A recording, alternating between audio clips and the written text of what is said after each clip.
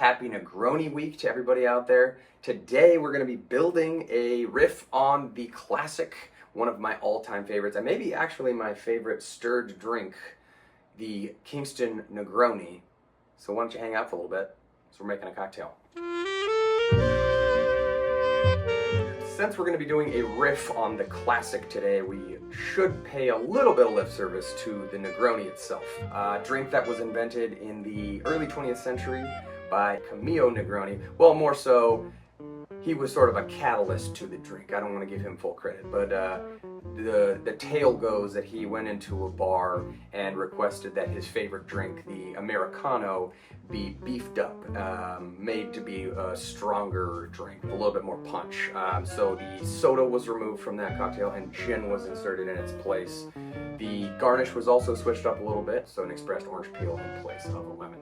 And henceforth the Negroni was born. Now the Kingston Negroni that we will be making today will be very close to the first recipe as it was created by Joaquin Simo at Pouring Ribbons in, I believe, 2010. Because it is an equal parts cocktail and there are only 3 ingredients if you're not counting obviously the ice and the garnish, but in terms of the spirits going in, 3 spirits, equal parts, and endless variations have come from that original makeup. So without any further ado, let's get cocktailing. I'm subbing out one thing that would have existed in that original, and that would have been the Campari. Subbing it out for the Leopold Brothers Aperitivo. That's just a preference of mine. As I stated before, equal part cocktail. I did give my vermouth a little bit of a chill, so let's start there. And we are using Carpano Antica, one of my favorites, and really nice in this cocktail because remember, we are using some extraordinarily bold spirits here. Smith & Cross, pretty ester forward, nice big, fruity, funky Jamaican rum. And the Leopold Brothers, you get a lot of that grapefruit peel, a lot of the gentian root. And onto our 100% pot still Jamaican rum.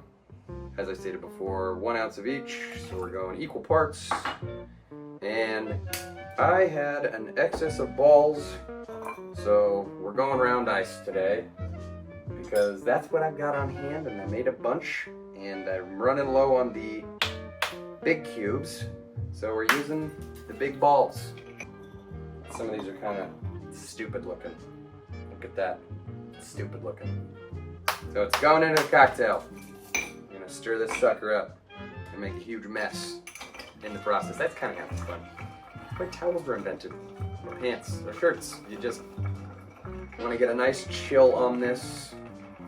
You want it to be nice and crisp. Obviously we don't want to over dilute. Remember, we are warm-blooded creatures. This is a cold object. If you are putting your warm or hot hand on that glass, you are transferring that energy through the glass. And the whole point of what we're doing is to not only dilute, but to chill, kind of the primary thing when you're adding ice. So remember, hands off. These stemmed ones are great because you can still keep it steady by throwing your hands down on the lower section of the stem. And not actually transferring any of that energy up into the cocktail. We've got our chilled glass fresh from the freezer. Alright. We've got our ice, we've got our chilled glass, and we now have a cocktail inside of it. The last thing to do here, garnish with our orange peel, and I like to try to get a big old fat juicy peel, because that's the way I like them. And then you're going to want to express that oil, get that all over the glass, get it on your hands, get it all over the place. So there you have it. The Kingston Negroni, compliments of myself and Joaquin Simo, and some Italian count somewhere who really wanted to get drunk. Maybe he was having a bad day. I don't know.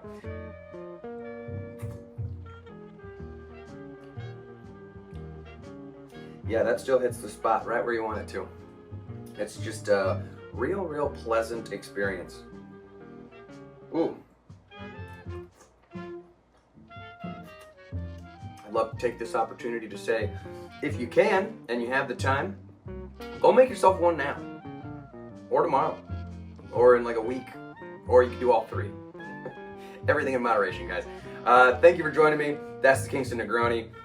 I'm gonna have to go make another one of these because I have to make one that looks pretty to take pictures of. So the nice thing about doing it this way is that I have something to sip on while I make another one, and then my fiance gets to drink that one. She won't be bummed.